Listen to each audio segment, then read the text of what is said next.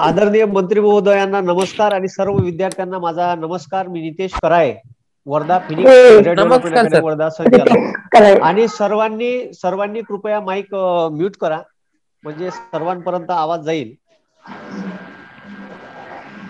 आजचा विषय हा आरोग्य भरतीशी संबंधित आहे आणि आरोग्य भरतीची ही म्हणजे दुसरी भरती आहे. पहिल्या भरतीतही प्रचंड गोंधळ झाला.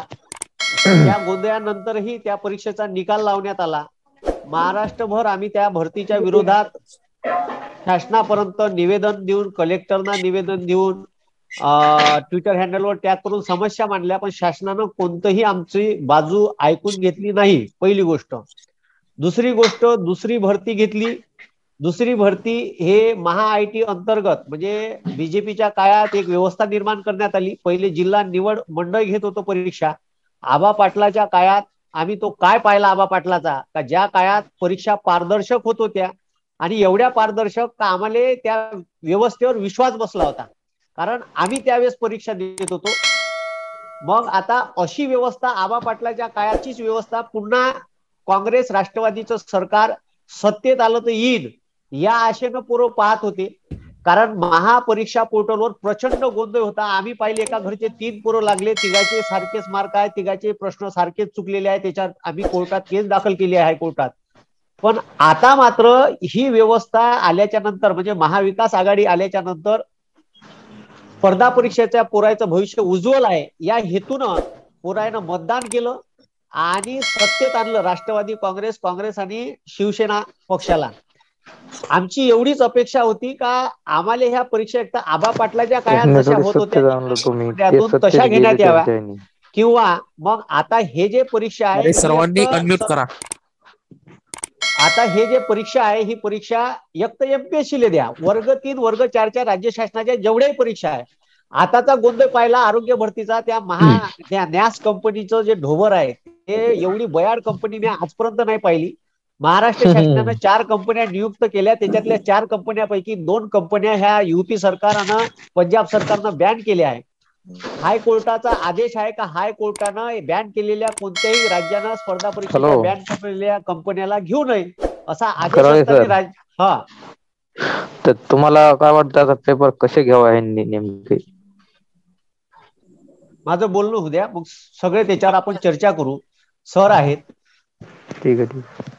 तर ह्या ज्या परीक्षा आहे ह्या परीक्षा ज्या आता नॅस कंपनीनं आयोजित केल्या म्हणजे नॅस कंपनी कंडक्ट केल्या, तर त्या नॅस कंपनीत अक्षरशः इतका गोंधळ झाला का पहिल्यांदा परीक्षेचं सेंटर दुबई, नोएडा अशा वेगवेगळ्या ठिकाणी भेटलं. त्याच्यावर बवाल निर्माण झाल्याच्या नंतर त्या परीक्षा कॅन्सल केल्या. परीक्षा एक तर 4 दिवसाच्या अगोदर तुम्ही हॉल तिकीट देते. पहिल्या दिवशी ते डाउनलोड होत नाही. दुसऱ्या दिवशी डाउनलोड झालं ते सेंटर माहित पडते का नोएडाले आहे, दुबईले आहे, चायनाले सेंटर आहे. ह्या सगळ्यात मोठा पहिला प्रश्न झाला. म्हणजे त्या कंपनीनं डाटा सुद्धा विद्यार्थ्याचा बरोबर मॅन्युअली रेकॉर्ड कम्प्युटरमध्ये ऑटोमॅटिकली त्याच्यात ते सॉफ्टवेअरच बरोबर नाही याचा अर्थ. दुसरी गोष्ट, ठीक आहे, तुम्ही अशा कंपनीला टेंडरच का बरं दिलं का ज्याच्याकडून हे एक्झाम कंडक्ट करता येत नाही तिला. आणि 1 वेळा गोंधळ ठीक आहे, 2 वेळा गोंधळ ठीक आहे, कंटिन्युअस गोंधळ होत राहिले. एका परीक्षे आता त्याच्यात फॉर्म भरताना तुम्ही त्याला पोरांना सेंटर भरण्याची मुभा दिली का? कराळे सर, आपल्याला विनंती आहे की नेमका विद्यार्थ्याच्या समस्या आपण सांगाव्या, इतर गोष्टी बोलू नये. आदरणीय मंत्री साहेबांनी आपल्याला जो वेळ दिला आहे की खरंच विद्यार्थ्यांच्या काय समस्या आहे आणि त्या कशा पद्धतीने सोडवता येईल आपल्याला, म्हणून माझी कळकळीची तुम्हाला विनंती असेल, आपल्याला जर का विद्यार्थ्यांच्या समस्या सोडून घ्यायच्या असेल सौम्य भाषेत चांगल्या पद्धतीने मांडा. कारण महाराष्ट्रात पहिल्यांदा विद्यार्थ्यांच्या समस्या सोडण्यासाठी अशा प्लॅटफॉर्मवर मंत्री महोदय येत आहे आणि त्यामुळे माझी विनंती असेल, आपण शिक्षक आहोत, शिक्षकाची भाषा साधी सौम्य असावी. आपला उद्देश हाच आहे, फक्त विद्यार्थ्यांच्या समस्या सुटाव्या. त्यामुळे माझी विनंती असेल, यानंतरही कोणी बोलत असेल तर अवघ्या 2-3 वाक्यामध्ये आपण प्रश्नपत्रिका फुटल्या होत्या तेवढं बोलावं फक्त. कसं काय फुटल्या प्रश्नपत्रिका? आमची एवढीच विनंती आहे का ह्या नॅस कंपनीचं गॅस कंपनी जे कंडक्ट करते आम्हाला कोणत्याही कंपनीकडून परीक्षा घेऊ नये. ह्या सर्व करायचं बोलताना यांना होस्ट केलं का?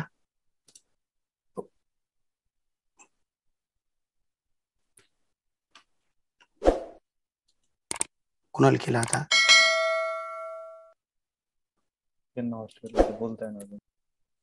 आपलं मनोगत या ठिकाणी मंत्री महोदय साहेबांनी ऐकलंय. बऱ्याच विद्यार्थ्यांनी मेसेज सुद्धा केले, साहेबांनी ते लिहून ठेवलेलं आहे. तर मी यानंतर विनंती करतो माननीय महाराष्ट्र राज्याचे आरोग्य मंत्री साहेब, सर्वप्रथम साहेब आपले खूप खूप आभार, आपण या ठिकाणी आलात. मी विनंती करतो की आपण अनेक विद्यार्थ्यांच्या व शिक्षकांचे जे काही समस्या आहे आपण त्या जाणून घेतल्या. यानंतर मी विनंती करतो आपल्याला की आपण आम्हाला या संदर्भात मार्गदर्शन करावं. मी ऑडिबल आहे का सगळ्यांना? हो येतोय साहेब, येतोय आवाज येतोय. ओके. नाही, माझं असं मत आहे की एक तर आत्ता जे काही कराळे बोलत होते त्यातलं मला अर्धच ऐकू आलं, पुढे ऐकू नाही आलं. पण ठीक आहे, मला बहुतांश विषयाच्या दृष्टिकोनातून जे काही आपण महत्वाचे मुद्दे मांडले त्या अनुषंगानेच फक्त मी बोलतो. सगळ्यात महत्वाचं आमच्या डायरेक्टर आहेत, त्या डायरेक्टर पण तुमच्याशी बोलतील, जरा अधिक त्या सविस्तर बोलतील. एक मिनिट, अर्चना पाटील तुम्ही लाईनवर आलात का? अर्चना पाटील त्या जॉईन झालेल्या आहेत, त्या 1 सेकंदात कदाचित लाईनवर येतील. तर Archana Patil, commissioner Ramaswamy IAS officer आणि व्यास अतिरिक्त मुख्य सचिव, जे सगळ्यात सिनियर मोस्ट सचिव आहेत ते, यांच्या माध्यमातूनच, कारण मंत्र्यांनी धोरण ठरवायचं असतं आणि परीक्षा कंडक्ट करायच्या असतात त्या डिपार्टमेंटच्या अधिकाऱ्यांनी. तर सर्वप्रथम तर या संपूर्ण जी काही डिटेलिंग असतं किंवा त्यांच्या बाबतीतल्या परीक्षेचं नियोजन असतं, परीक्षेच्या बाबतीतले जे धोरण ठरलंय त्या धोरणाच्या संबंधी अंमलबजावणी करण्याचा विषय असतो, तो सगळं डिपार्टमेंट करतं. माझा हेतू काय आहे? सगळ्यात पहिला मुद्दा आहे हा लक्षात घ्या की मला या आरोग्य विभागामध्ये काम करत असताना, आरोग्य हा अत्यंत महत्वाचा विभाग आहे की जो महाराष्ट्राच्या 12 कोटी लोकांच्या आरोग्याशी संबंधित आहे.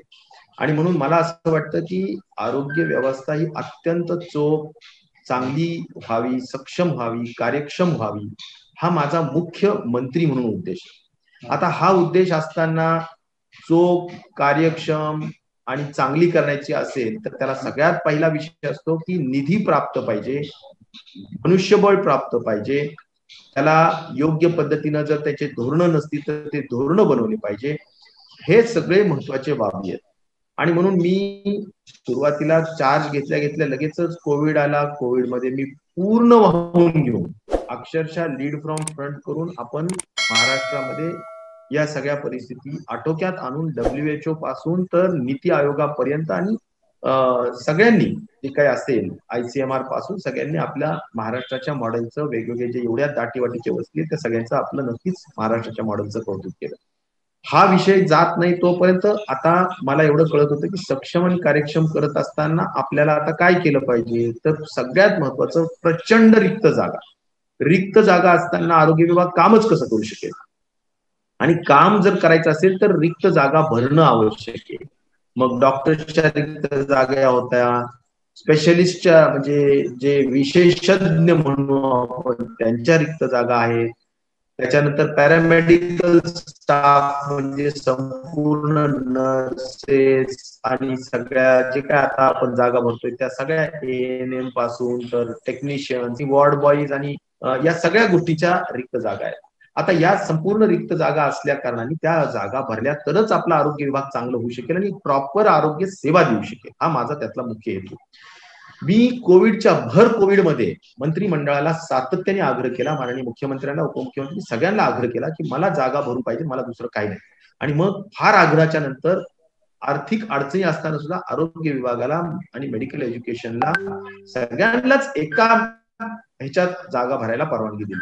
पण मला माझी सेन्सिटिव्हिटी, माझा म्हणजे मला म्हणायचं, मला त्याच्यामध्ये इतकी जास्त मी संवेदनशील होतो, या गोष्टीचं महत्व देत होतो की मला वाटलं की लगेच झालं. म्हणून मी अगदी पहिल्यापासून याला आग्रही राहून दुसऱ्या डिपार्टमेंटनी, आता आरोग्य विभाग कुठले डिपार्टमेंट सांभाळतं, ग्रामविकास सुद्धा सांभाळतं. मी तुम्हाला सांगतो, संपूर्ण तुमचं जे प्राथमिक आरोग्य केंद्र आणि उपकेंद्र आहे यामध्ये जो डॉक्टर असतो तो फक्त आमचा आरोग्य विभागाचा असतो, बाकी सगळे कर्मचारी हे ग्राम विकास विभागाचे असतात. कारण 93 आणि 74वी आणि 73वी जी घटना दुरुस्ती झाली त्याच्यामध्ये आपण ग्रामविकास आणि नगर विकास म्हणजे खाली सत्ता विकेंद्रित व्हावी या दृष्टिकोनातून केंद्राने कायदा केला. आणि म्हणून आपण आरोग्य विभाग असेल, शिक्षण विभाग असेल, ह्या सगळ्यांच्या स्थानिक ज्या काही गाव पातळीवरचं जे कार्य केलं जातं ते ग्रामविकास विभागाकडून केलं जातं. आणि म्हणून त्या जागा ते भरतात. मेडिकल एज्युकेशनच्या जागा म्हणजे मोठ्या मोठे जे दवाखाने सरकारचे जिथे कॉलेजेस आहेत त्या कॉलेजेसला अटॅच असलेले दवाखाने, त्या जागा मेडिकल एज्युकेशन होतं, वैद्यकीय शिक्षण, ह्या सगळ्या जागा भरायच्या परवानगी दिल्या. पण म्हणजे त्याला म्हणायचं अतिशय पटकन जागा भराव्यात या दृष्टिकोनातून आम्ही प्रयत्नशील होतो. आणि म्हणून आम्ही पहिल्यांदा पण त्या सगळ्या जागा भरल्या. जरूर काही म्हणजे आता मला जे माहिती आहे, आता गोंधळ हा जो शब्द असतो ना तो कशाला वापरायचा, काय करायचा हाही आपला एक विषय असतो. आणि आपणच आपल्या राज्याचं देशामध्ये प्रतिमा खराब करायची का हाही विषय असतो. आता याच्यामध्ये एक जरूर आहे की ज्या ठिकाणी मागच्याही पूर्ण परीक्षेमध्ये एक ठिकाणी, औरंगाबादच्या एक ठिकाणी जिथे एका संवर्गामध्ये पेपर फुटल्याच्या संदर्भातल्या अफवा झाल्या, काही चर्चा झाली, त्याच्या बाबतीत पूर्ण लगेचच्या लगेच काय करणार, समजा तुम्ही कुणीतरी लोक आहात, तुम्ही सगळेजण लोक काय करणार, आपण त्या ठिकाणी आपण यांना कळवतो, काय म्हणायचं आपल्या पोलीस डिपार्टमेंटला कळवतो, त्याची चौकशी करतो आणि त्या गोष्टी करतो. मला जी माहिती तिथल्या SP ज्या आहेत मोक्षदा पाटील यांनी मला जी माहिती दिली की साहेब याच्यामध्ये आम्हाला काही फार कुठे पेपर्स गेलेत असं सांगितलेलं नाही. त्यांनी मला रिपोर्ट दिला की तुम्ही रिझल्ट लावू शकता. त्यावेळेस पोलीस डिपार्टमेंटचा निकाल आला असा, त्यावेळी आपण तो तेवढ्या संवर्गाचा निकाल लागला. एक नक्कीच आहे की या सगळ्या परीक्षा घेत असताना काही एखाद दोन ठिकाणी मागच्या वेळेस जागा अपुरी असल्यामुळे थोडं एका जागेवर जास्तीचे लोक बसून त्या ठिकाणी परीक्षा घेतल्या, पण त्यात पारदर्शकता होती, कुठं काही गडबड नव्हती, आम्ही तिची खात्री केली. आणि आपल्याला जागा भरणं हा मुख्य उद्देश होता, त्यामुळं आपल्याला त्यामध्ये ह्या सगळ्या गोष्टी आपण करून घेतल्या. रिझल्ट लागले, मुलं कामाला लागले, सगळे जण कामाला लागले, कुठेही त्याच्यामध्ये गडबड गोंधळीचा विषय नाही, कुठं पैसे कोणी घेतल्याचा विषय नाही, आर्थिक विषय नाही. मी तुम्हाला मंत्री म्हणून एक सांगेन, माझा राजेश टोपे या नावाने जे लोक मला महाराष्ट्रात ओळखत असतील, माझ्याजवळ फार काही पैसे आहेत, फार काही वेगळा विषय अशातला कुठलाही विषय नाही. माझ्याजवळ जर काही असेल तर मी नैतिकता जपलेली आहे, नीतिमत्ता जपलेली आहे आणि मी लोकाभिमुख राजकारण केलेलं आहे, एक संस्कारित काम करण्याचा प्रयत्न केलेला आहे.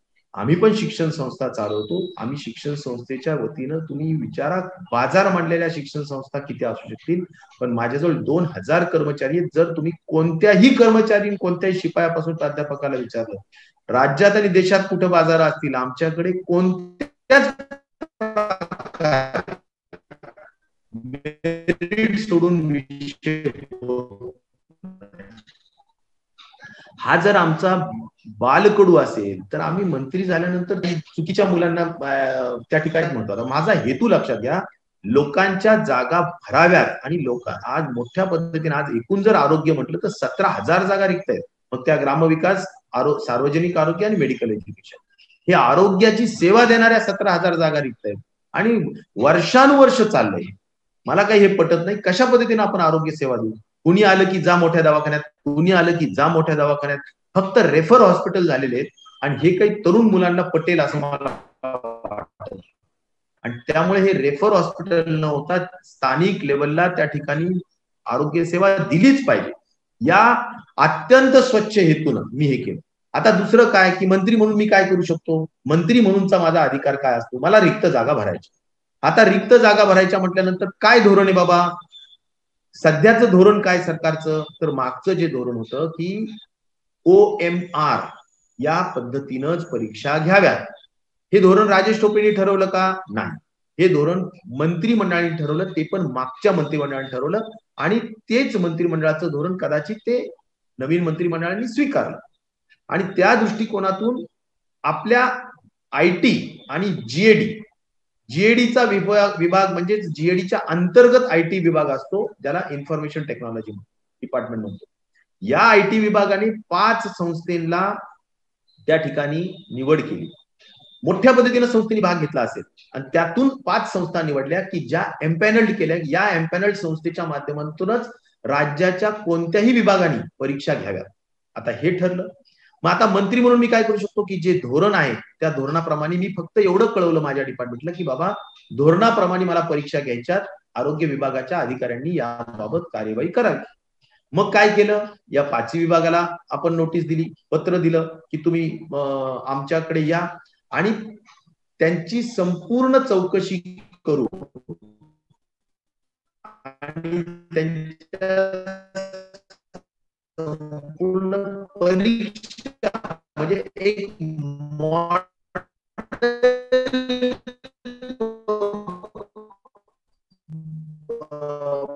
परीक्षा घेऊन ह्याच्यातून या न्यासाची म्हणजे मार्च या 5 मध्ये जिंजर जी मागची कंपनी होती त्याच्यामध्ये गडबडी लक्षात घेता आता यावेळी त्यांना घेऊ नये म्हणून त्यांना आपण थांबवल्यामध्ये न्यासाला सर्वाधिक मार्क मिळाले. पेपर म्हणजे त्यांच्याकडे काय दिलं की बाबा तुम्ही पेपर छापा किंवा आम्ही पेपर छापू तुम्हाला देऊ, त्याच्यानंतर तुम्ही कशी परीक्षा घेता त्या ठिकाणी सगळ्या परीक्षा ज्या अपेक्षित असतात त्याला प्रत्येकाला मार्क दिले, त्यातला हा न्यासाचं सिलेक्शन झालं. हा माझा विषय होता का नाही, कारण आरोग्य विभागाने मला जो सांगितलं या आणि एक तर 5 पैकी कुणी घ्या असं त्यांचं म्हणणं आहे, पण त्या 5 पैकी सुद्धा आम्ही रॅन्डमली नाही घेतला. त्यात सुद्धा आपण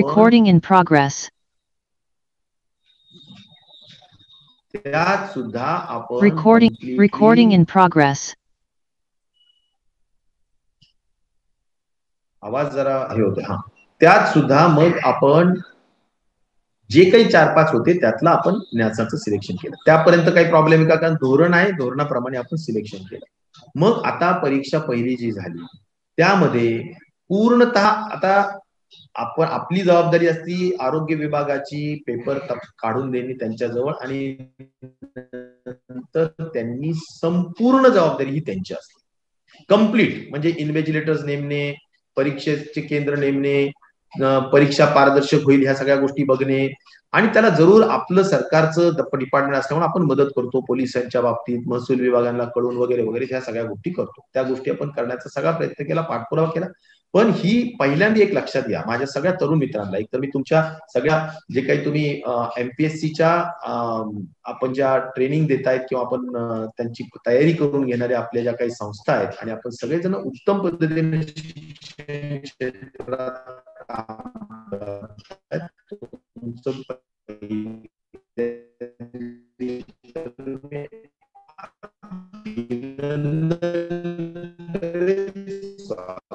करेल आणि आपण राईट गोष्टी सरकारच्या लक्षात आणून द्याव्या. आम्ही सगळे संवेद आबांचं नाव घेतलं, आबा वगैरे त्यात काही विषय नाहीच आहे. आणि उच्च हेतू लक्षात घेऊन ज्या काही प्राप्त धोरण आहेत त्या धोरणाच्या अनुषंगाने डिपार्टमेंट पुढे गेलं. आणि एक नक्की आहे की ज्यावेळी मी तर माझ्या दौऱ्यांवर होतो, जयंत पाटील आम्ही सगळे आमच्या दौऱ्यांवर असताना मला फोन आला की बाबा त्या लोकांनी असं सांगितलं की काही 2-5 सेंटर्स मध्ये अद्याप व्यवस्था नीट झालेली नाही, पेपर जाऊ शकलेले नाहीत किंवा काही प्रमाणात लोकांना हॉल तिकीट्स मिळालेली नाहीत, अशा काही गोष्टी सांगितल्यावर त्यांनी स्वतः सांगितलं की आम्हाला थोडा वेळ द्या, आम्हाला स्वच्छ काम करायचंय, गडबड गोंधळवाला काम करायचं नाही. ठीक आहे, आपल्याला हा वेळ जर दिला तर आपल्याला करता येईल. जरूर काही मुलं अतिशय तुरळक, कारण सगळे मुलं जाऊ शकत नव्हते, आपण 8 वाजताच हा रात्री निर्णय घेतला आणि आपण कळवायच्या दृष्टिकोनात. मग मला फोन आल्यानंतर मी काय करू शकतो मंत्री म्हणून, तुम्ही मंत्री म्हणून माझी जबाबदारी लक्षात घ्या. मला ज्यावेळेस असं सांगितलं, डिपार्टमेंट सगळा पाठपुरावा बघत होतं, आदल्या दिवशी ज्यावेळेस सांगितलं तर मी त्यांच्याशी 1 तासभर माझा दौरा सोडून सगळ्यांशी VC बरोबर चर्चा केली, माहिती घेतली. डिपार्टमेंटचं मत असं झालं की नाही, आपण आता हरकत नाही, म्हणजे पोस्टपोन एक्झाम्स आणि टेंडर्स होत नाहीत असं नाही, चांगलं करून घ्यायला जर पोस्टपोन करायचे असेल हरकत नाही, त्यामुळे मुलांचं नुकसान नाही, मुलांचं हितच आहे त्याच्यात, बाकीचा दुसरा विषय नाही.